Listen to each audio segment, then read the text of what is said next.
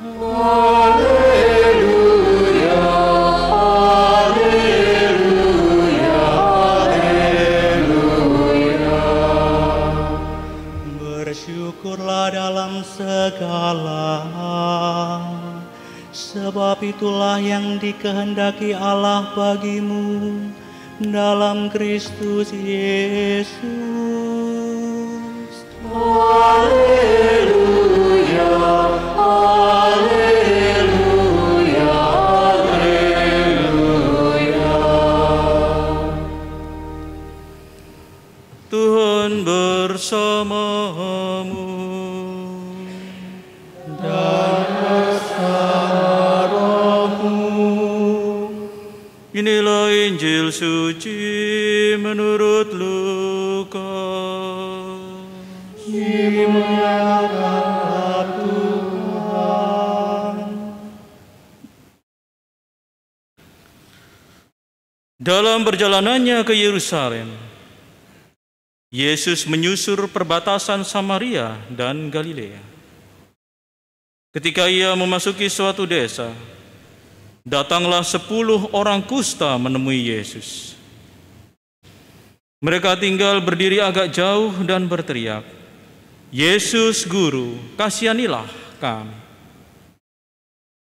Yesus lalu memandang mereka dan berkata, "Pergilah, perlihatkanlah dirimu kepada imam-imam."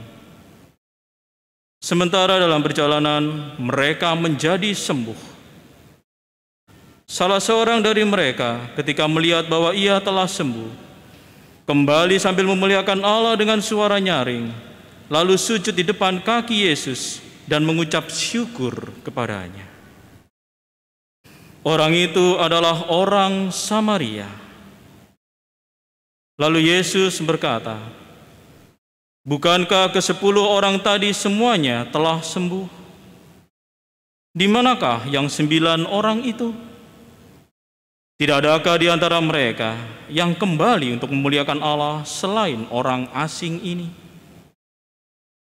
Lalu Yesus berkata kepada orang itu, "Berdirilah dan pergilah, imanmu telah menyelamatkan engkau." Demikianlah sabda Tuhan. Inilah Kristus.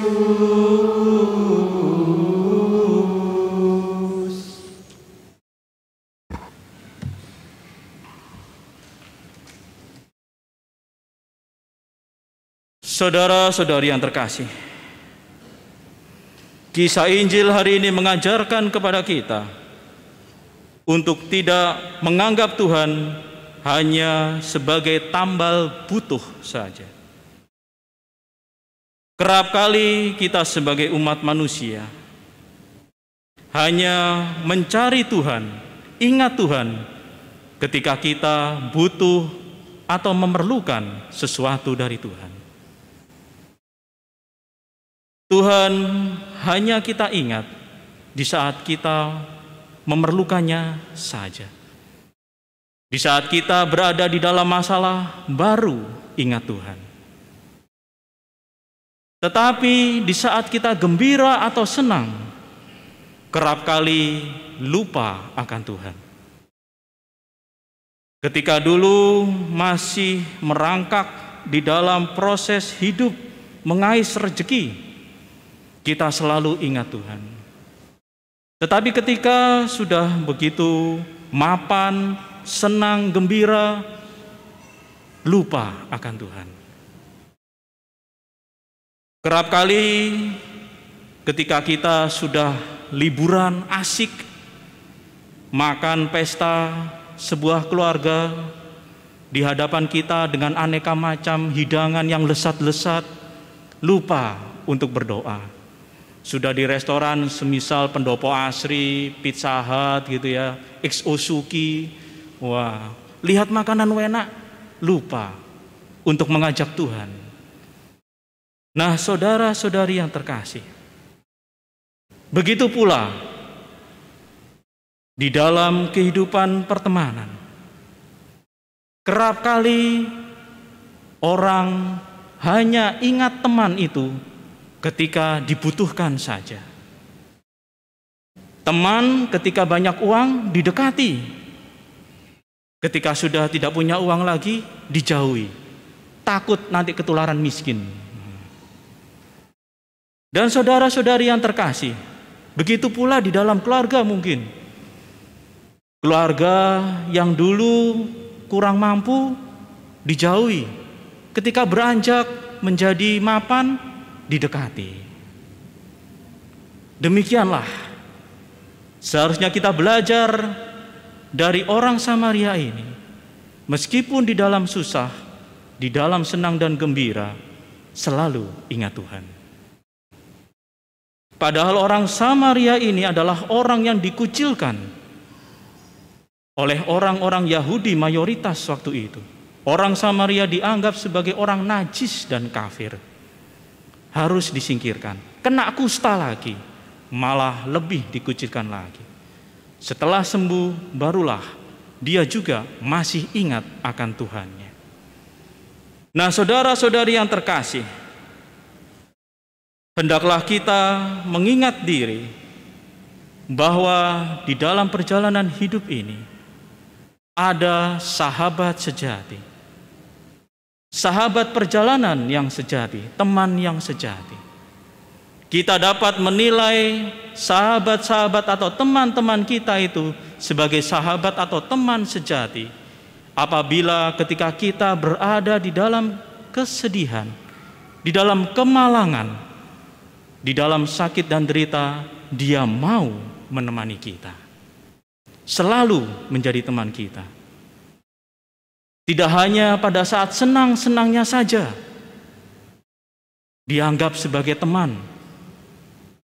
Ketika teman itu pintar didekati, supaya ketularan pintar atau dapat mungkin contekan sedikit. Tetapi ketika temannya itu mengalami kemerosotan intelektual, dijauhi. Begitu pula di dalam saat senang-senang, ketika teman itu banyak hartanya didekati, tetapi ketika tidak lagi dijauhi. Maka kita bisa menguji mana sahabat dan teman sejati di dalam perjalanan hidup kita apabila dia mau menemani kita ketika kita berada di dalam kemalangan, di dalam kesakitan, derita dan kesedihan. Itulah teman sejati. Demikian pula dengan pasangan hidup kita, itu sungguh adalah pasangan sejati kita. Suami atau istri yang sejati diberikan oleh kita kepada dari Tuhan apabila pasangan kita itu mau senantiasa berada ketika kita berada di dalam kemalangan. Ketika usaha mungkin terpuruk gagal, istri tetap menguatkan. Ketika kena PHK karena pandemi semacam itu, atau karena resesi, kebangkrutan perusahaan, tetap istri menemani, tidak pergi meninggalkan, justru tetap menemani, ingat akan janji perkawinannya, dalam untung dan malang, suka dan duka, sakit dan sehat, gembira dan sedih. Dan itulah pasangan yang sejati ketika berada di dalam kesulitan, tetap mendukung dan menopang perjalanan hidup dari pasangannya. Bahkan ketika sakit, usia mulai usur purna bakti, tetap menemani di dalam sakitnya. Bahkan rela berkata, Tuhan kalau boleh sakitnya diberikan kepada saya. Nah, saudara-saudari yang terkasih, Tuhan adalah sahabat seperjalanan kita. Dia senantiasa menemani kita ketika kita berbeban berat, ketika kita berada di dalam kemalangan. Dia selalu menjadi sahabat kita. Namun kita mesti mengingat bahwa kita, ketika kita ditemani dan menjadi kuat kembali dan berhasil, kita tahu sebagai umatnya, tahu bersyukur. tahu berekaristi. Ekaristi, eukaristia, berarti mengucap syukur. Mereka yang sadar bahwa dirinya selama ini ditolong oleh Tuhan, tahu untuk mengucap syukur, berekaristi. Ekaristi adalah ucapan syukur atas pertolongan Tuhan, di mana kita diselamatkan. Kita selamatan, mengucap syukur karena Tuhan telah menyertai kita, menjadi sahabat seperjalanan kita. Maka pantaslah kita reksa diri pada diri kita masing-masing. Berapa banyak kita menerima kebaikan Tuhan, maka sudah sepantasnya lah kita berekaristi, mengucap syukur kepada Tuhan yang telah begitu baik kepada kita. Dan mungkin kita membagikan rasa syukur yang telah kita terima atas kebaikan Tuhan itu, berbagi kepada mereka yang membutuhkan. Dengan demikian semakin lengkaplah kesempurnaan hidup kita sebagai sahabat Tuhan yang kelak akan menyambut kita di dalam kerajaan surga.